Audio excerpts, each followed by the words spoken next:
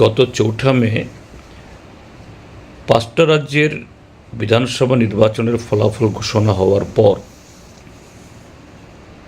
আমাদের রাজ্যে যে কতগুলি ঘটনা ঘটছে এবং এখনও কোথাও কোথাও ঘটে চলেছে, এটা মোটেই সুখকর নয়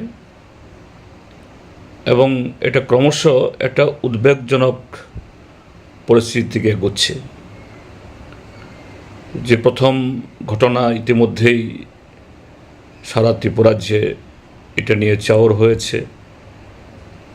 শাসক দলের মধ্যেও একটা অংশের মধ্যে একটা নতুন অনুভূতির প্রকাশ পেয়েছে যে রানিয়াতে যেভাবে রাতের অন্ধকারে বোলডোজার নিয়ে সিপিএম সমর্থক একটা বাড়িতে শাসক দলের আশ্রিত সমাজ বিরোধীরা চড়াও হয়েছিল।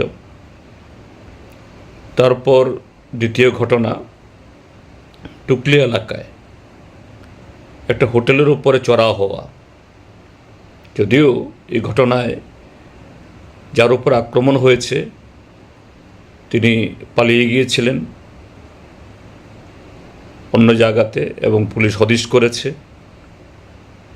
এটা নিয়ে পুলিশ এখন পাল্টা তথ্য দিয়েছে যে না, এই লোকটা তিনি নিজ থেকেই সরে গেছেন। হতে পারে, কেননা যে হোটেলের উপর আক্রমণ, এটা তো ঘটনা ঘটেছে যে সে কারণে হয়তো বা কিংকর্তব্য বিমূঢ় হয়ে সে হোটেলের মালিক তিনি প্রাণ বাঁচাতে চলে গেছেন পরিবার লোককে না জানিয়ে। কিন্তু যেভাবে প্রকাশ্য দিবালোকে আক্রমণ, হোটেল বন্ধ করে দেওয়ার হুমকি, আরও নানাভাবে পরিবার লোকেদের উপর আক্রমণ, এটা তো গুরুতর অন্যায় এবং সম্পূর্ণ অগণতান্ত্রিক। তারপর তৃতীয় যে ঘটনা ঘটেছে, যে নিবেদিতা চক্রবর্তী নামে একজন এই কন্টেন্ট ক্রিয়েটার বা ফ্রিল্যান্সার বলা যেতে পারে, তিনি সোশ্যাল মিডিয়াকে ব্যবহার করে সমসাময়িক রাজনৈতিক সামাজিক বিভিন্ন ঘটনাবলীগুলি তিনি তুলে ধরেন। এটা একটা নাগরিকের বাক স্বাধীনতা, রাইট টু স্পিক বা রাইট টু এক্সপ্রেশন। কিন্তু অনেক আগে থেকেই এই মহিলার উপরে তার যে চ্যানেল, এটাকে বন্ধ করে দেওয়ার হুমকি, দৈহিকভাবে তাকে দেখে নেওয়ার সেরকমভাবে ধমক, এবং শেষ পর্যন্ত গত পরশু রাতে এই একই কায়দায় তার বাড়িতে আক্রমণ হলো। তিনি কোনো রকম প্রাণে বেঁচেছেন।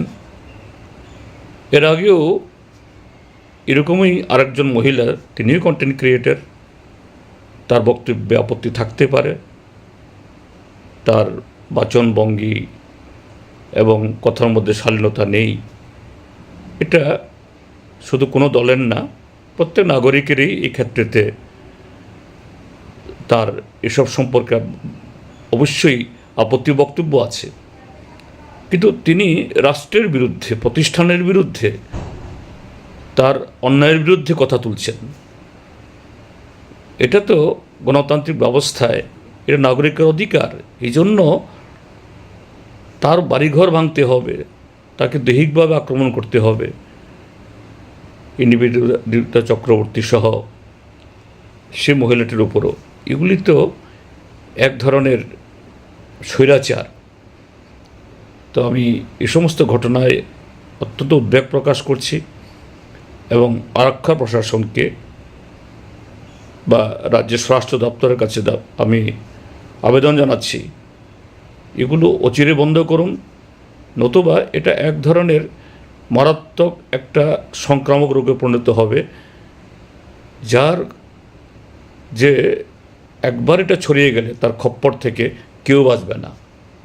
শাসক দল যারা ভাবছে তাদেরকে লেলিয়ে দিয়ে তারা তাদের খায়েশ পেটাবেন, তারা রক্ষা পাবেন না। এগুলি বন্ধ হওয়া দরকার।